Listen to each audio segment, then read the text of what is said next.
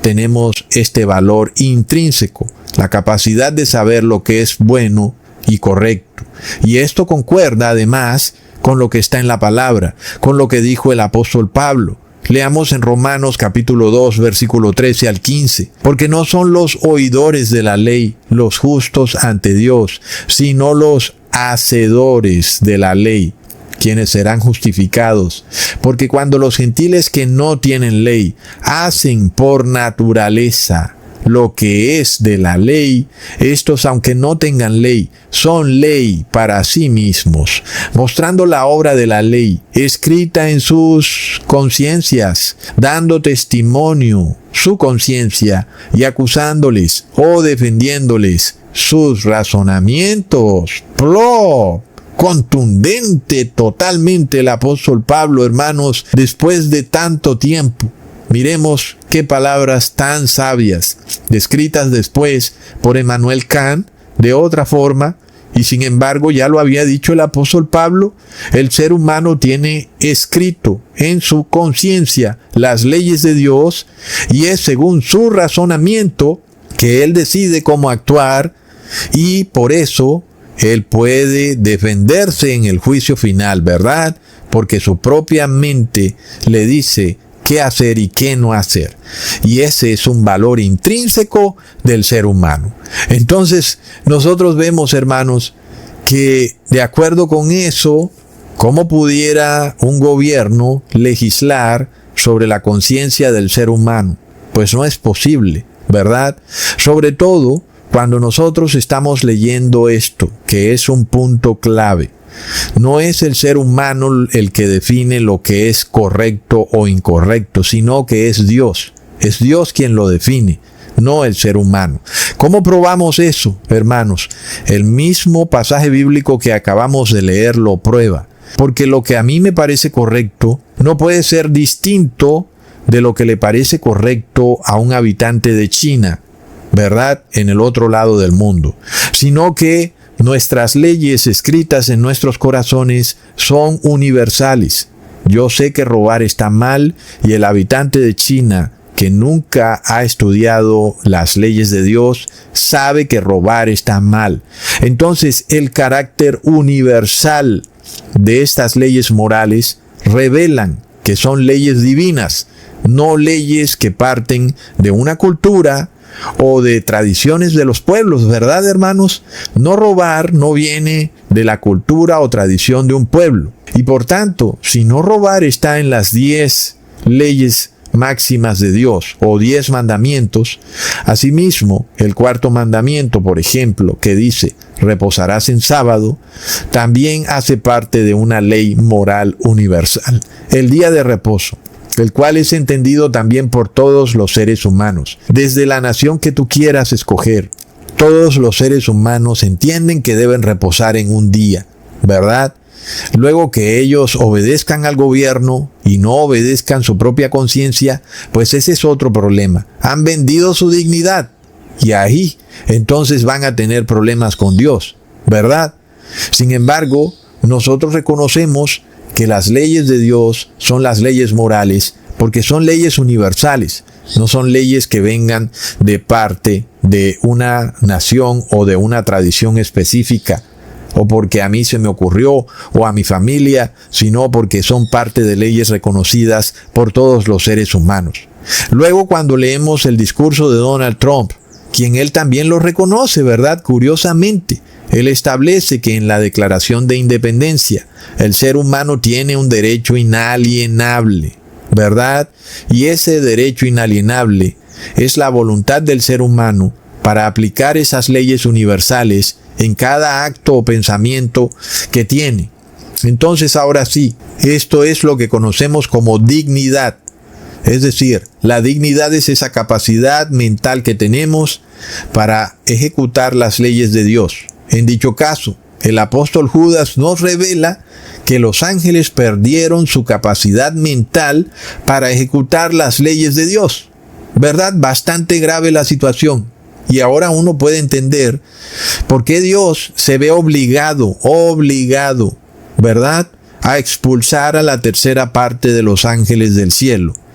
porque estos ángeles ya no podían ejecutar las leyes de Dios. Habían perdido esa capacidad mental.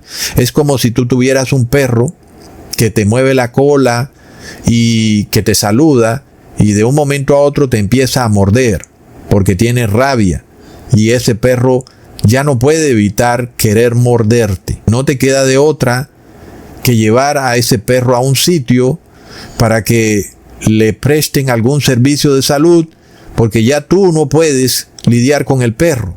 En este caso, es lo mismo que le ocurrió a Dios en el cielo.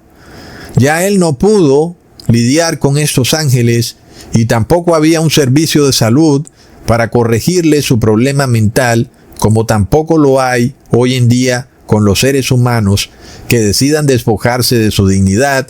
Es una decisión final en donde estos seres humanos ya no pueden ejercer su razonamiento para ejecutar las leyes de Dios. Entonces, esto nos lleva a la siguiente pregunta, hermanos. ¿Cómo perdemos la dignidad, verdad? Ahora que ya hemos aprendido qué es la dignidad, bueno, no quiero perder la dignidad de Cusatón, entonces la pregunta es esa. ¿Cómo podemos hacer para evitar ser despojados de la dignidad?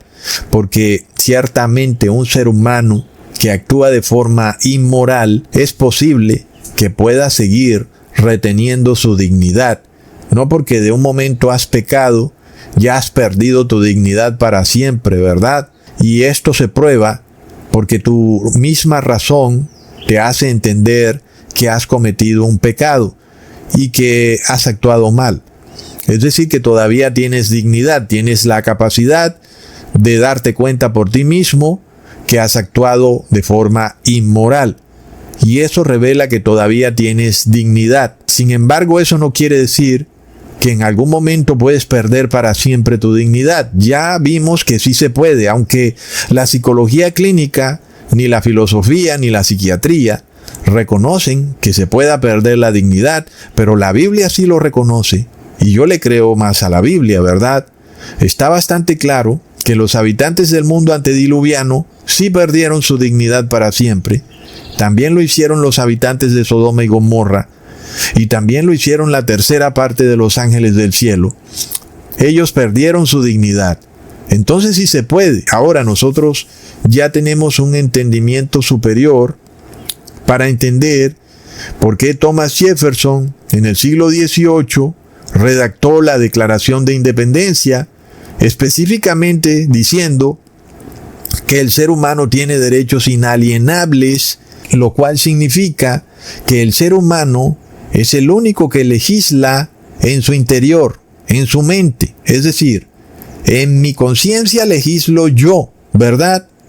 Ahora, en los asuntos exteriores legisla el gobierno. Es lo que quiso decir Thomas Jefferson con su Declaración de Independencia, y lo dejó bastante claro.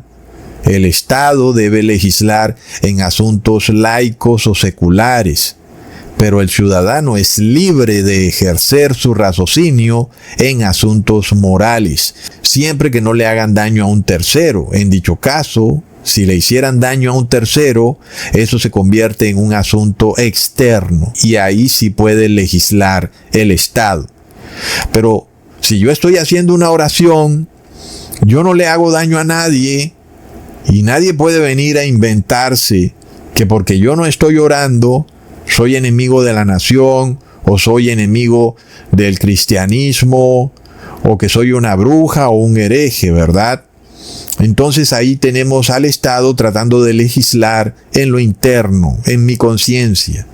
Y miremos la contradicción que hace Donald Trump, porque él convoca a las personas para orar y rededicar a la nación bajo Dios, pero al mismo tiempo lo hace contradiciendo la Declaración de Independencia de Estados Unidos, porque está pasando un decreto que pretende legislar lo interno. Y eso es una contradicción total a la Declaración de Independencia de Thomas Jefferson. Es como si Donald Trump estuviera declarando una nueva independencia, una nueva forma de gobierno. Es lo que está claramente que va a ocurrir en mayo 17 de este año. Porque nosotros vemos que la Declaración de Independencia excluye específicamente al Estado para legislar en los asuntos de la conciencia humana. Es una exclusión clarísima. Sin embargo, Donald Trump está haciendo precisamente eso. Y ahí vemos un lenguaje bifurcado y vemos disonancia cognitiva. Hermanos, ¿qué es lo que nos está revelando esto? Que aquellos que obedezcan este llamado de Donald Trump, aun y cuando no es todavía obligatorio, pero sigue siendo un decreto de Estado que pretende legislar la conciencia del ser humano. Es decir, está legislando lo interno, y aún aquellos que obedezcan haciendo esto voluntariamente, estas personas están entregando su dignidad, porque están cediéndole esa capacidad de razonar sobre lo que es moral o inmoral al Estado. Es decir, que ya yo no tengo dignidad, ahora es el Estado el que tiene dignidad, porque estamos de vuelta en el Imperio Romano, ¿verdad, hermanos? Y el Imperio Romano tiene una definición de dignidad que es totalmente contraria a la que vemos con el idioma griego. Para el Imperio Romano, quienes tienen dignidad son los gobernantes, y ellos son los que pasan leyes religiosas que regulan lo interno. Lo vemos, hermanos, es de locos lo que está pasando.